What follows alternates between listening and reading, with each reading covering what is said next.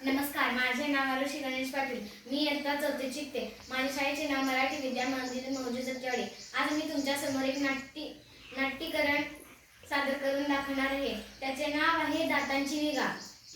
लवकर उठे लवकर निजे, त्यास ज्ञान आरोग्य संपत्ती लाभे, असे आई म्हणते. ते अगदी खरे आहे. पण त्याचबरोबर आई मला रोज झोपण्यापूर्वी आणि उठल्यानंतर दात घासायला लावते. मी लहान असताना आता पण मी तशी लहानच आहे, अगदी 4थीतली. आई म्हणते मला आलेले दुधाचे दात आता पडतील आणि त्या जागी नवीन कायमचे दात येतील. ते मला चांगले मजबूत ठेवावे लागतील, नाहीतर आजोबांसारखी कवळी बसवावी लागेल. बापरे, नको रे बाबा कवळी.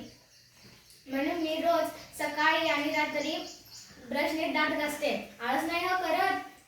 अगदी केव्हा तरी चुकून चॉकलेट खाल्लं तर मी चू सुद्धा करते. आहे की नाही मी शहाणी मुलगी.